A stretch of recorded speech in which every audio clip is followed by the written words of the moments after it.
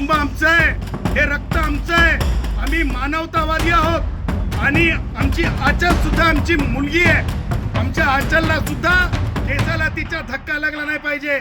आणि तुम्हाला सांगतो खऱ्या अर्थानं भारतरत्न डॉक्टर बाबासाहेब आंबेडकरांचं जे स्वप्न होतं इनहलेशन ऑफ कास्ट साठी बाबासाहेबांच्या विचारांची ही लढाई आहे हे आम्ही मानतो. भारतीय संविधानाची ही लढाई आहे हे मानतो आणि आम्ही तिच्या सोबत आहोत.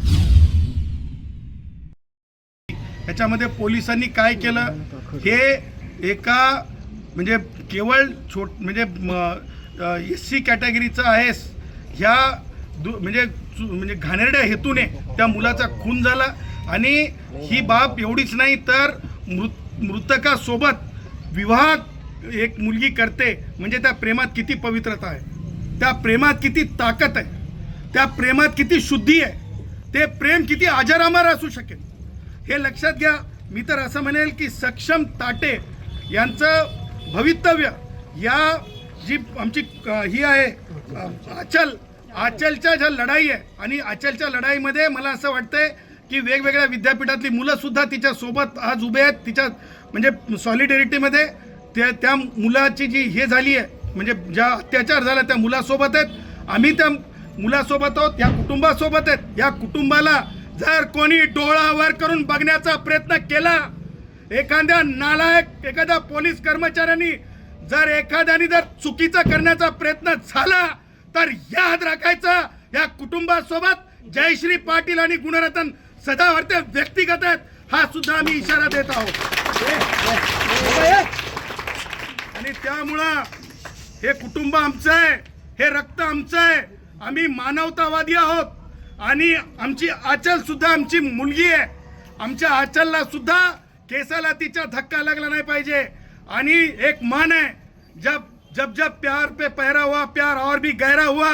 हे तुम्हाला सांगतो आचलचं हे प्रेम आणि आचलची ही निष्ठा तुम्हाला सांगतो खऱ्या अर्थानं भारतरत्न डॉक्टर बाबासाहेब आंबेडकरांचं जे स्वप्न होतं इनहलेशन ऑफ कास्ट साठी बाबासाहेबांच्या विचारांची ही लढाई आहे हे आम्ही मानतो. भारतीय संविधानाची ही लढाई आहे हे मानतो आणि आम्ही तिच्या सोबत आहोत. जी हत्या आहे ही जगाला दखल घेणारी आहे आणि प्रेमामध्ये एवढ्या अशा प्रकारची निर्गुण हत्या करणं हे अत्यंत म्हणजे तुम्हाला सांगतो एकदम विचाराच्या पलीकडची गोष्ट आहे.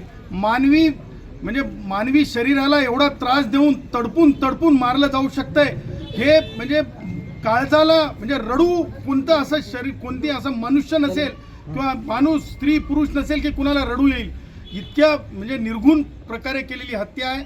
आणि या हत्येच्या संबंधानं जे काही महत्त्वाची गोष्ट समोर आली आहे आणि जी अत्यंत दखलपात्र आहे, दखल घेतलीच गेली पाहिजे त्या बाबी म्हणजे तुम्हाला सांगतो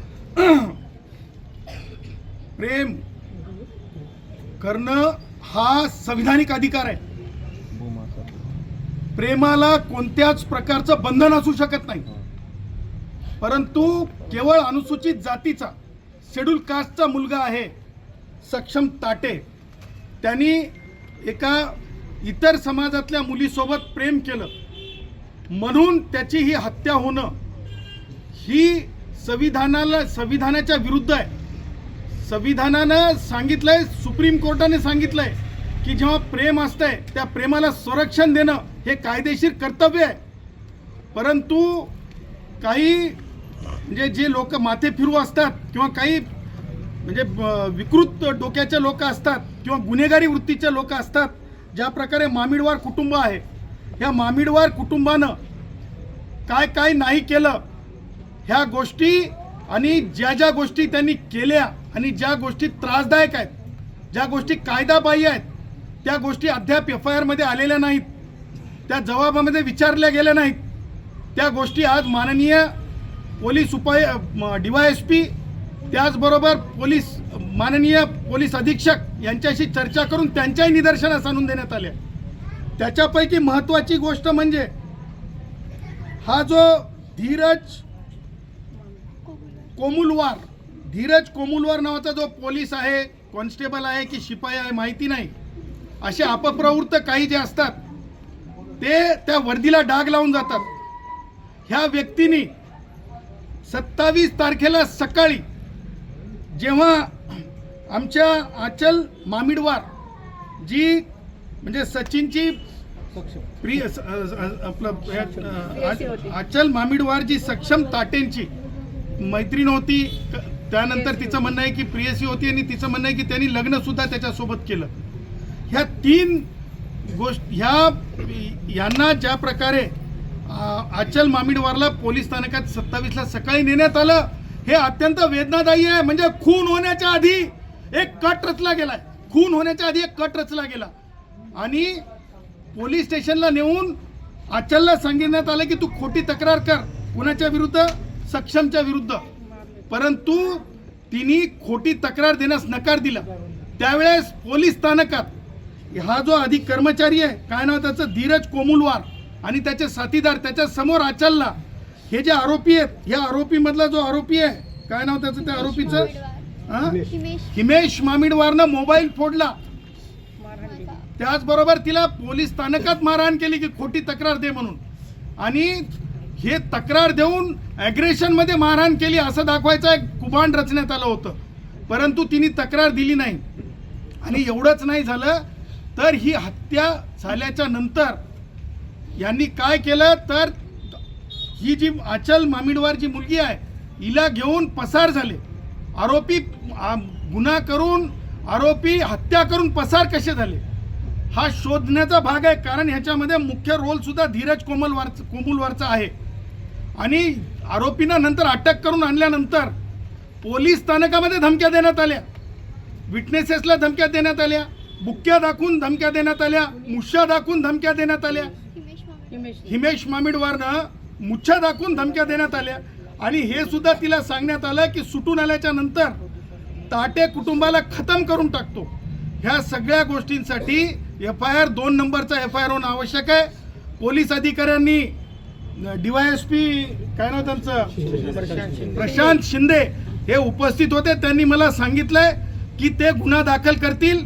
त्यांनी हेही सांगितलंय की ह्या जबाबाच्या आधारावर गुन्हा दाखल झाल्याच्या नंतर त्या कोणतं कोमुलवार आहे त्याला वर्दीत राहण्याचा किती अधिकार आहे आणि त्याच्यामुळे त्याला निलंबन सुद्धा होणं आवश्यक आहे. त्याचबरोबर SP साहेबांना आणि DYSPंना दोघांना सुद्धा बोललोच फोनवर. दोघांना सुद्धा सांगण्यात आलं की कायदेशीर दृष्ट्या या तिन्ही म्हणजे वडील संगीता आई ताई, त्याचबरोबर आमची आचल ताई यांना पोलीस संरक्षण आणि वडिलांना पोलीस संरक्षण देण्यासाठी सांगण्यात आलंय. DYSPंनी त्या गोष्टीला सांगितलं की लवकरात लवकर म्हणजे आज किंवा आज लेट इव्हिनिंग पर्यंत किंवा उद्यापर्यंत संरक्षण दिलं जाईल. कारण आरोपींजवळ गोळ्या होत्या, आरोपींजवळ गोळ्या असताना आरोपींनी गोळ्या मारलेल्या असताना FIR मध्ये गोळी मारल्याचं दिसून येत नाहीये. आणि त्यामुळं बंदुकीच्या गोळ्या, बंदुका, त्याचबरोबर त्या पुढे जाऊन पोलीस स्थानकातल्या धमक्या, हे सगळं लक्षात घेता मला असं वाटतं की आरोपींना भीती नाहीशी झालेली आहे. आणि जेव्हा आरोपींना भीती नाहीशी होते तेव्हा संरक्षण करणं कायदेशीर दृष्ट्या त्या कायद्यान्वये, त्या ॲक्टनुसार पोलीस संरक्षण हँकी फँकीसाठी नाही आहे. पोलीस संरक्षण हे कायद्याच्या रक्षणासाठी आहे. मनुष्याचं रक्षण म्हणजे कायद्याचं रक्षण आहे. हेच भारतरत्न डॉक्टर बाबासाहेब आंबेडकर लिखित संविधान आणि कायद्यामध्ये लिखित आहे. आणि त्यामुळं संरक्षण देण्याचं सुद्धा त्यांना सांगण्यात आलेलं आहे आणि ते त्यांनी कबूल केले. CCTV फुटेज किती वेळाचं, कधीचं, कसं हे सुद्धा बघणं आवश्यक आहे. आणि ह्या त्याचबरोबर ह्या पूर्वी सुद्धा जे सक्षम आहे ताटे, जे मयत आहे, ज्याचा खून झाला, त्याच्यावर खोटा गुन्हा दाखल करायला लावला होता आचलला. परंतु आचलनी न्यायालयात जाऊन सांगितलं की जे काही MPD किंवा जे काही केलं होतं ते चुकीच्या कारणासाठी केलं, न घडलेल्या घडण्यासाठी केलं. ह्याचा अर्थ गुन्ह्याची सुरुवात फार पूर्वीपासून झाली, 1 वर्षापासून झाली आणि हत्येपर्यंत झाली. आणि त्याच्यामध्ये काही जे पोलीस कर्मचारी आहेत ते इन्व्हॉल्ड आहेत. ही सगळी गोष्ट लक्षात घेता तातडीनं पोलीस कारवाई करतील असं पोलिसांनी शब्द दिलाय. उद्या दुपारपर्यंत ह्या सगळ्या गोष्टी परिपूर्ण झाल्या पाहिजेत, संरक्षण मिळालं पाहिजे, पूर्वनी जबाब झाला पाहिजे. तो कोण कोमुलवार आहे त्याची नोकरीमधली गच्छंती आवश्यक आहे, तो आरोपी झाला पाहिजे. त्याचबरोबर दुसरा FIR जो काय तो ते बाल आरोपी